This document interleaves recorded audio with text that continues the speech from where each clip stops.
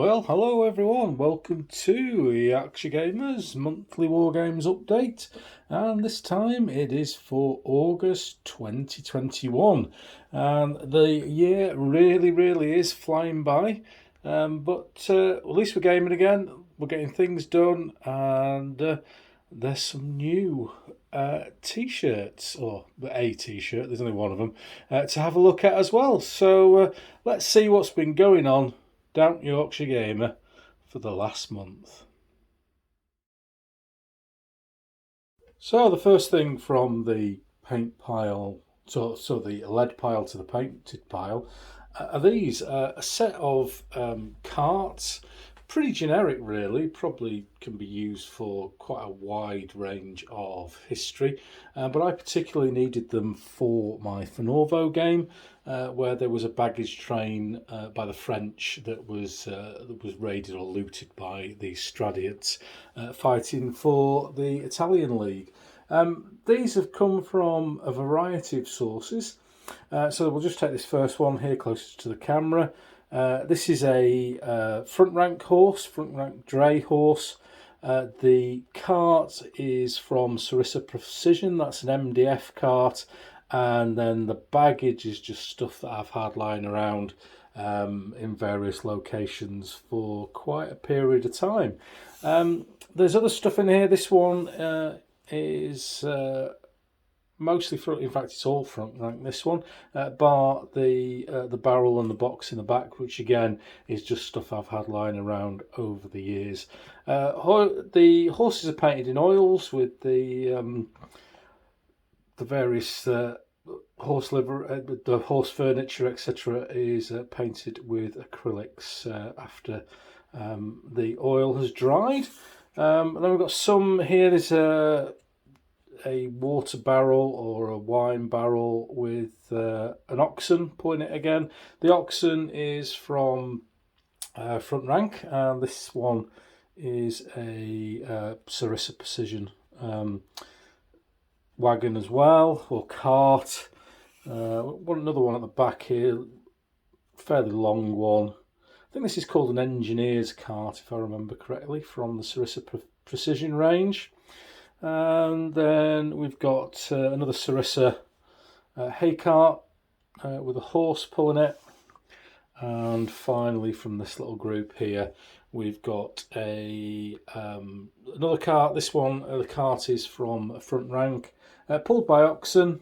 I haven't done any reins in between the cart and the oxen. It's one of those things that I keep saying I'll do and get around to, but I think I mentioned on Twitter that my enthusiasm for painting stuff like that is pretty. So there's a close-up on one of the carts. As I said on Twitter, my enthusiasm for painting this sort of stuff is really low. So it's all very basic. It's just a wood colour, highlighted, bit of a wash, and kind of that's it really. Usual basing style. And that's it. That's we've got 6 carts there, and they will do nicely for a long stretch of history, and hopefully I'll never have to paint any carts again. Next up, we've got some command bases.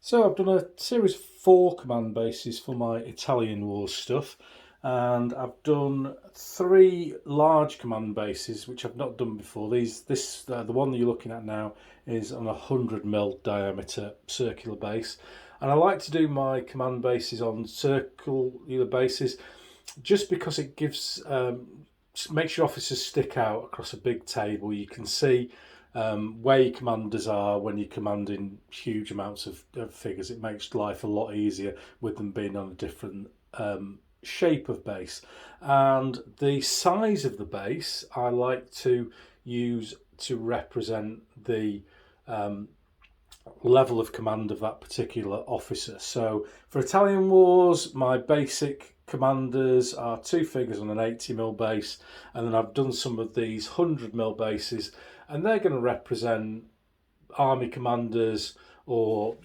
commanders of pretty large wings of troops that will have sub-commanders underneath them. And this one here is representative, and I say that because this is my interpretation of livery and armour.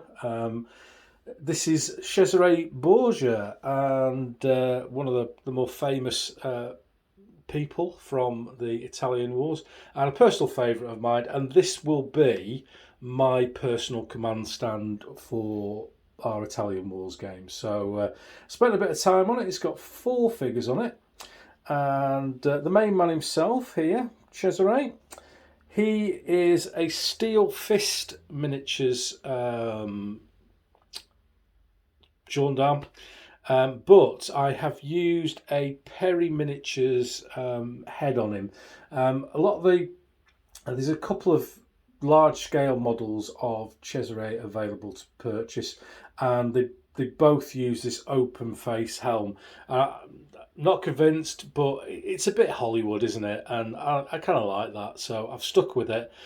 So Cesare is showing off his glorious self to the rest of the world for the purposes of this. I'm sure he would have buttoned up if he was actually going into battle, waving his sword around as all leaders do. And then, if we look closely, if I can zoom in on here. If we look here at the armour around the horse, the caparison, those are decals. What I've done is I've just got Cesare Borgia's, the Red Bull of the Borgia family, and just made it into a decal. Put it on the side of the horse, and very much the same on the other side. And if you look at the rear of the horse, I'll just try and highlight that down here. That is the crest of arms of Cesare Borgia as the Duke of Valentinois. So you can tell it's got some French fleur-de-lis in there. So that unique horse armour's my own design, and I've just used his coats of arms, made decals from them, and put them on there. And I think it looks grand. I think it looks really, really nice. As well as that, just zoom out a little bit. We've got a companion knight here. And then if we come out, we can see in the background here, we've got 2 flag bearers. Both are from the Perry's Light Cavalry set, which, as you will know if you've followed me regularly, I like to use as standard bearers. And the one on the right, as you look at it, is bearing the flag of Cesare Borgia, same as on the rear of his horse. And then the one to the left, this guy here, is carrying the Borgia papal symbol, Borgia papal flag and coat of arms. Daddy, Pope Alexander, did pay for Cesare's military adventures post Fornovo.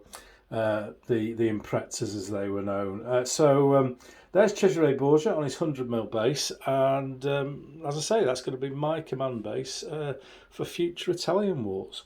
Let's have a look what else we made.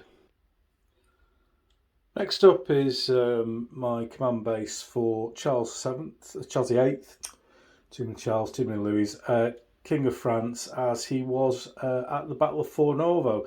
And this is as is portrayed on the front of the Helion book on that very battle. Very distinctive violet and white livery.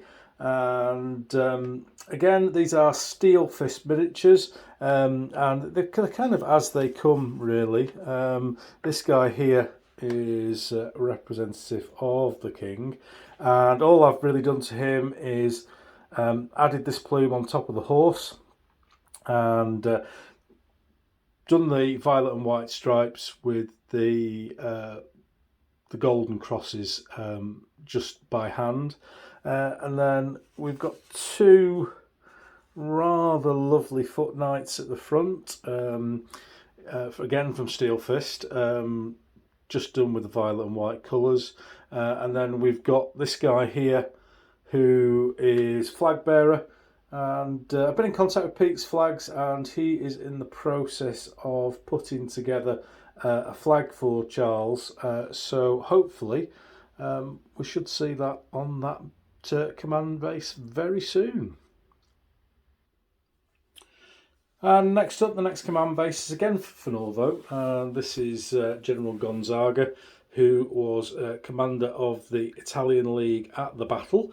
And this is two Steel Fist miniature knights with a standard bearer from the Perry's Italian Wars light cavalry box set. The Perrys and the Steel Fist work really well together. Very happy with what's happened here.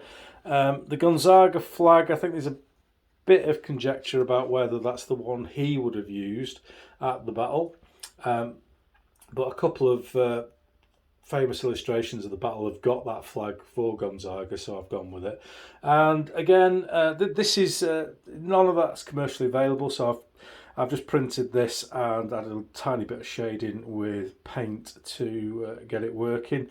And then again, if we look on the general himself, I'll just get a decent shot. There we go. If you look at the back of the horse here, I have printed off the Gonzaga's flag as a decal and stuck that on the horse furniture, just blended it in to the caparison, and job's a good one. It's basic, but I like it. It saved me I can paint stuff like that, but it takes me forever. So if I can make a decal of it, stick it on, and be painting other stuff, then job's a good one. Really like this base. I really like this guy here with his fist in the air waving the flag. So that's General Gonzaga, and there's just one more base to have a look at. So here we go. Here's the fourth base from the four that I've done in the last month. They are quite time consuming, these, because I normally paint in batches of 6 to 8 figures, and all these have kind of been done individually or as a base. So it's taken up quite a lot of painting time, but the finished product I'm happy with, so I'm not complaining. It's just different to the way that I would normally paint stuff in a large batch. This is the final base, and this is one of the 80mm bases, as I was talking about earlier on, which is, in inverted commas, brigade leader. It's a leader who will lead a smaller number of troops, and therefore that's dictated or shown on the table by his smaller base. And this is not a named general, it's just a generic papal general, flag from Flags of War. Both of these miniatures are from the basis of them is from the Perry's light cavalry box set, and I think with the commander here I've added the arm and the head from my bits box. I've got no idea where the stuff comes from. I've got a fairly healthy bits box for the Italian Wars, as you can imagine, and I just grab out a sword arm or a wavy arm or whatever just to fit it together to fit in. And this guy's kind of he's like in a fencing pose, more or less.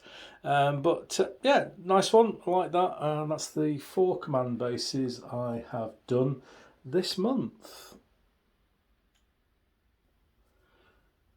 And then just to finish off the painted stuff for this month are these 2 figures, and this is a little experiment I'm going to do in the next month or so.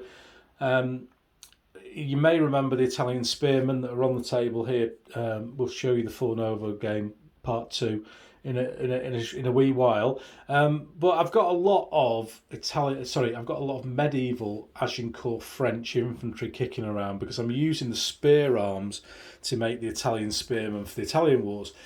So I'm left with a box of 42 figures with no spears, but lots of crossbow and lots of axe, etc. And I've got some arms. Well, I can't use these figures for anything else. The heads, etc. I can only use the spears for the Italian Wars. So rather than just let these rot, what I'm planning on doing is I'm going to paint them up and I'm going to sell them. I'm going to sell them on eBay to start with. I'm going to do 10 based on 2p pieces, my usual basing, and I'm going to do 10 unbased like these two guys here. And I'm going to put them on eBay and just see what interest we've got, see whether we've got any interest at all, and then if it's worth my while, I'll do some more. I have been a professional painter in the past a long time ago, and I don't want to get in that situation again where I'm kind of forced to paint stuff. So this will purely be, I paint some and I put them out, and if people want them, then they get sold, and if there's no interest, then I won't bother, and I'll just sling the plastic in the recycling, obviously. So these guys are painted just in the colours of the city of Rouen, which is from the little, and I have to say they are fantastic, from the Perry miniatures, with those little pamphlets with all the livery on there and the flags. They do a really good job, them boys, really good job. So these are from Rouen, and I'll be doing 20 of these, 10 based, 10 unbased, and I'll put on social media when I've done them, and they'll be on eBay for people to bid on if they wish. So that's everything that I've actually painted this month, and again, fairly low numbers for me, but a lot of time was spent on those command bases. So let's have a look at Work in Progress. So here's Work in Progress, and I've done a little bit on this unit, and I've painted the horses. The horses are finished and the bases are finished, and I've just literally this morning started work on 6 of the figures. So this is going to be another unit of Stradiots, 12 figures that can split down into 2 lots of 6, and as you can see, they are bow armed. They are obviously 28mm, and they are from Perry Miniatures, and they are called westernised Stradiots. So these are representative of the original Stradiots who came into northern Italy to fight. I think at first it was for Venice, and then they were hired by lots of other nation states and city states. So this is representing them having been in Italy for some time and picking up elements of armour that they could have, picked up on the battlefield or traded or whatever, or knowing Stradiots, they probably stole them. So I haven't got any of these, so if the Perrys are going to bring something out that works for the Italian Wars, then I'm not going to not have a unit of it. So if you remember back to, I think it was last video, where I'd painted a load of horses, this is from that batch. So if you remember, I've got 2 lots of 12 westernised Stradiots to paint up. This is the first one, and 2 lots of 12 Italian light cavalry as well. So there's another 48 Italian Wars cavalry in the process. Not in a lot of done really on these paint wise on the figures, but you can see there that the horses are done in my usual style with the oils, and then I have done the saddle and the bridle and all that sort of stuff. I've kept a relatively muted colours with these Stradiots. The kind of campaign look, the never dirty running around in a battlefield for years and years. So I've gone for muted colours mostly on these. A little bit more brighter on the commander's horse there. This is a metal figure. These figures are metal, and this horse is metal, but the majority of the horses are plastic. With the westernised Stradiots, they're not sold with horses. They're sold just as rider only, and then you buy plastic horses, which are the same ones that come in the light horse set. And then I've just added a unit of the ordinary Stradiot command to these to turn them into a unit. So there you go. It's a unit of westernised Stradiots, starting to come into shape, and I can't see why not, but they should be at the start of your video for September. So that is the twerk in progress. Let's have a look how much brass we've spent. How much? How much? Brass wise, we've spent a bit this month, but I'm relatively restrained because I've had to buy another laptop for the podcast because the other one died last night, or was in the process of dying whilst I was trying to interview Lord Raglan, Gareth Lane, and it just got a bit much. So that's what the money's gone on at the moment. So I've stocked up on some fairly basic essentials. It's like you're buying pasta, isn't it, when you're buying Perry's plastics.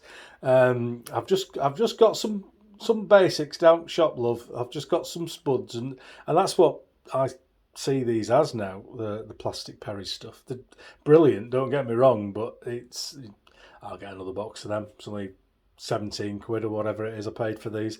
Agincourt French Infantry, I spoke about those when we were talking about the painted stuff. So I will be harvesting the spear arms from these guys and then selling on, or painting up and selling on the rest of them to generate money to buy more of these. In fact, I would probably, if somebody said to me, I'll give you, I don't know, 2 boxes of these for 10 painted, then I'd probably do that, because I'm just going to recycle it into more figures anyway at the end of the day, aren't I? I got these from a company called SM Stuff, who I've not used before, but none of my regulars, Goblin Miniatures, Goblin Gaming or Panzer Commander, the two I normally use for plastics, didn't have everything that I wanted in one shot. So just to save postage, I've ordered from SM Stuff. SNM Stuff Online Limited. Very good service. I mean, we're ordering 3 boxes of plastic, so it's difficult to get it wrong, but they didn't, and some people do. So, yeah, very good for them. Next up is a box of American Civil War Zouaves. This will be turned into my second battalion of papal Zouaves for the Italian Wars of Independence. If you look back last video, a couple of videos ago, I did a test base for these, and I'll be cracking on with these for the Analog Hobbies Paint Challenge starting in December. And finally, from the Perry's box, it's another box of mercenaries. I've got another one downstairs, so this will give me another pike block, probably another couple of pike blocks. The problem I've got with these at the moment is I'm generating a lot of pike arm stuff, and I do need to do some firearms, guys.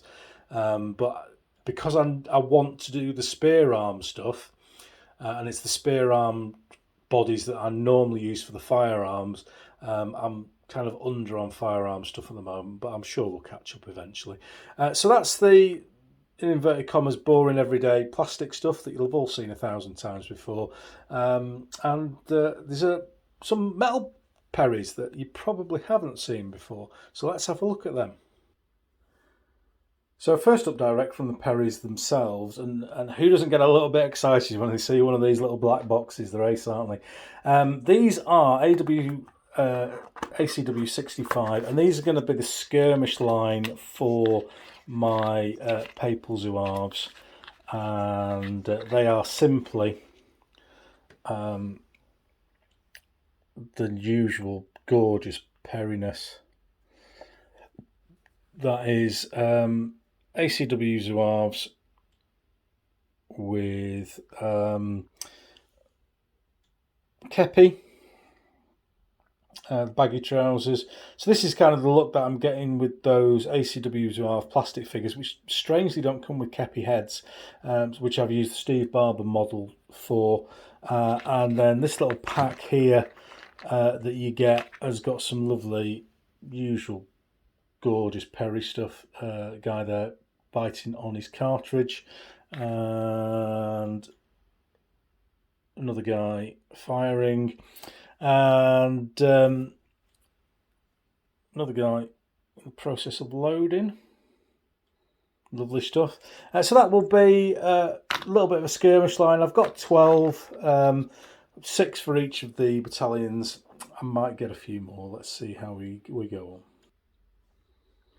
Next up, metal from the Perrys are these guys, and this is BIF. That's an unusual one. This is British Intervention Force, which is, if I remember correctly, it's what we might have sent to aid the Confederacy, but we never did. But I'm not going to use them for that. These guys are going to represent a unit that fought for Garibaldi, and they were called the Dun Battalion, D-U-N-N-E, and they were formed in Palmero by a group of British officers and Palmero Palmero citizens, and they had the Kilmarnock hat, or something very similar to the Kilmarnock hat that these guys have. I'm sure somebody on the internet will tell me that the bag's different, or they don't have that right. But to me, these are going to be really nice. Paint them up. White uniform, green facings, green or red Kilmarnock hat, and this is going to be a battalion of 24, Dun Battalion for Garibaldi. Looking forward to these. These are going to be a really unusual unit, and they'll be might do a test base possibly before we get cracking on them at Christmas.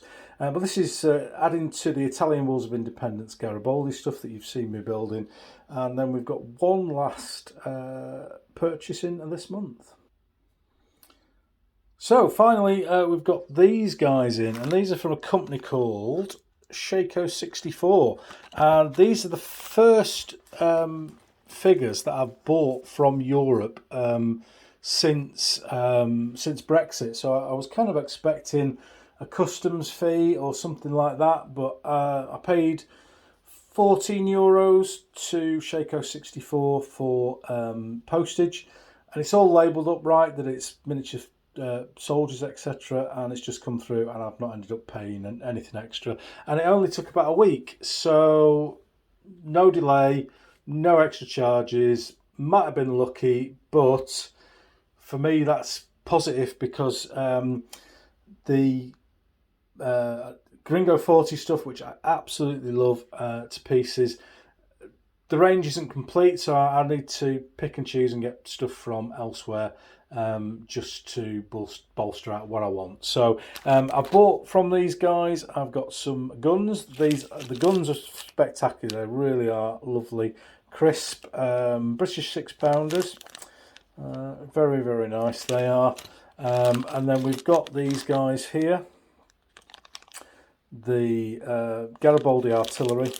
I've bought a battery of 3 guns, 2 lots loading, 2 lots firing, and you'll see these. I've got a base on the go, or well, primed up and ready to go. So you'll probably see that base next month.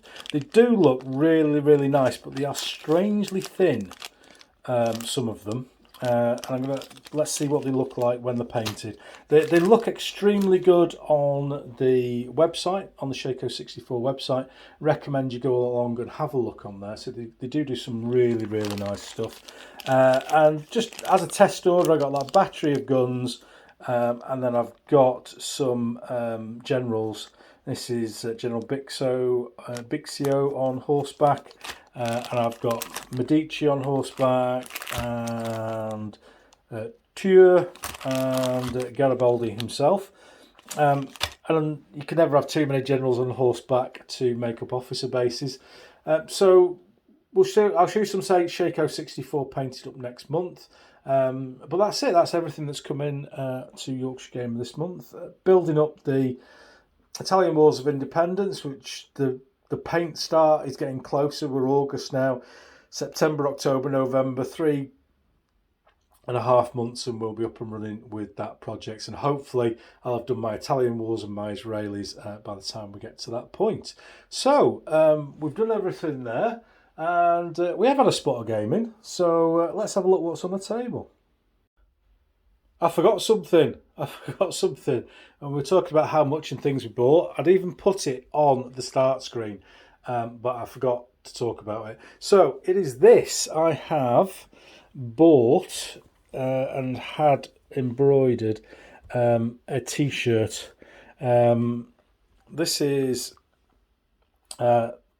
me, Ken, and Yarkshire Gamer. And this is pure, and I've done it on the arm as well. I quite like the one on the arm. I think that's really, really cool. Just a Yorkshire rose and the Yarkshire Gamer, the font that I use, the BBAS font that I use on the videos. And it's just for me to wear when I'm doing games, when I'm at shows and stuff, because I don't show my face on my videos and stuff. It's there. If people want to talk to me, people might want to say, yeah, stuff shit. And if they do, great. But a lot of people do like what I do. And I've met loads of people doing this. The hobby is generally really friendly. So probably Fiasco in October will be the first time I'll wear it. And if you see me in it, come and have a chat.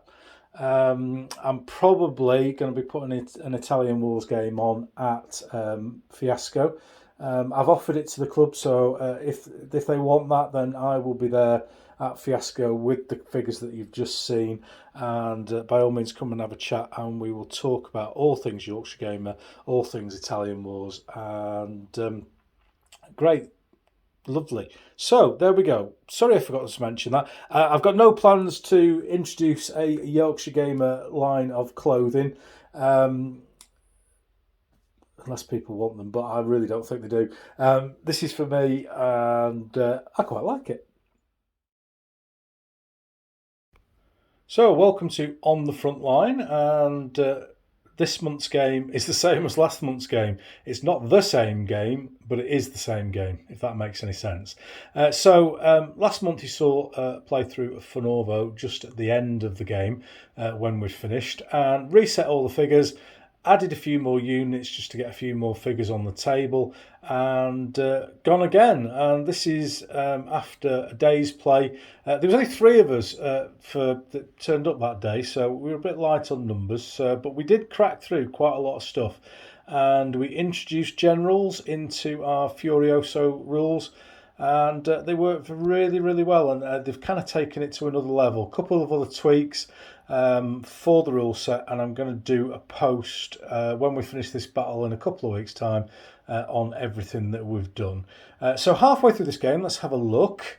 On the Venetian flank, the southern flank of the battle, the Italians are coming over the ford with their infantry and some light cavalry. Unfortunately, all their heavy cavalry has been destroyed, and for the loss of 2 units of condottieri, we've managed to get rid of a whole 2 gendarmes. That's not gone particularly well. Apologies for shaky cam as usual, but moving around, we've got untouched gendarmes and untouched ordnance archers in the middle for the French. And here is the baggage train that we were talking about earlier on that's come into action, and it's great having that on the table. In the centre, the Italians are over the ford in the middle, which we kind of expected. We've set it up so that the Italians get over the ford and we have a fight rather than the French smashing them to death in the fords, which is realistic but not particularly exciting game. Here is the King of France in the middle, looking very nice there. And then the Italian infantry is pouring over the centre, but in the middle, cavalry battle is slightly going the Italians' way, but they have got to worry about all that French cavalry down there. Looking to the far ford, there's a lot of stuff going on over here. Big battle. The Swiss pipe blocks are swinging round. One of the French central pipe blocks has come over to that ford as well. The light cavalry and Stradiots are speeding on past all the other stuff to get to the baggage train, and the French have set up a couple of guns down here, but I don't think they're going to stop them. I think they're just going to ride past and say thank you very much for all your baggage. And then in the centre, we've got a bit of a battle brewing. We've got one of our Swiss pipe blocks here. They've split into two this time, 248s rather than 196. Makes them a little bit more flexible. And the unit of German pike is just coming over the ford now. So with some heavy cavalry in action, heavy cavalry, Swiss pipe block. Heavy cavalry is going to lose, but it's blocking that Swiss pipe block to let the Germans get over the ford. So there we go. There is our current battle of Fornovo. Apologies for the shaky cam, but that's where we are. That's an in progress game at Yorkshire Gamer. So I've just come over the other side of the table now, just because a lot of people are quite interested in how I use Furioso, slightly different to as is written in the rules, and a couple of questions, and I've sent some stuff out to some people, but just so that you're here, I'm going to hold these over these pages just for a couple of seconds, and I do apologise it's shaky, but I'm going to do a proper post on these very soon. So that's the extra units that we've added to our list that aren't on the Furioso current list. And then this is our play sheet. Hopefully you'll be able to read that. If you're not, I am going to put it up as a free link on the blog post when I do it. And that's the rear of our second sheet. We've taken to using a number of tokens, different colours to represent different things, and we've changed the way that generals work. We've changed the melee sequence in that the pushbacks are now cumulative. And there's a few other tweaks, a couple of extra weapons. We've added mounted crossbow that I've taught before. And yeah, it's working really well for us now. We are absolutely cracking on with these games and, more importantly, really enjoying them. So there we go. That's Furioso and that is Fornovo. And the Italian Wolves weren't the only game we managed to get in this month. Leeds Wargames Club had an open day down at its new venue, Hicks Hall in Burley in Leeds, and it was an opportunity to get some new gamers in and play some games. So I took along my WW1 Naval, always nice and easy to set up, and put a game of Run to the South on, the classic introductory scenario for World War I Naval. And we had 3 or 4 new guys join in, and that was fantastic to see. And I think we had a really good game actually, and very exciting game with Queen Mary unfortunately blowing up halfway through, which is the want of British battle cruisers from that period. And hopefully we'll see a lot of those new faces coming along on a regular basis to Leeds Club.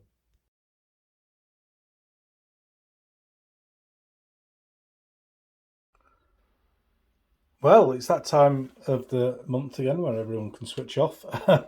And I've lost my crappy board, so I don't know where it is. I've had to do another crappy board. Some people might think I'm taking this seriously. So, again, personal for me, I like to know where the trends. Facebook up 23, which is quite a lot for me. That's been very steady away now for probably a year. It's nice to see more people on there. Twitter's up 63, steady away, creeping towards 2,000. Instagram's still going, I don't know what it's doing, another 123, 2,339. Over 1,000 now on the YouTubes, which is a kind of a big number in terms of subscribers. Nowhere near my mate Alex with his 87 million followers. But I'm proud of that, getting over 1,000. That's good. I like that. And podcast up 131, 12 more. Steady growth on that. Lots of listens. Combined with the YouTube listens, probably 1,500 per episode now, which I think's pretty good. So I'm glad that people are enjoying it. And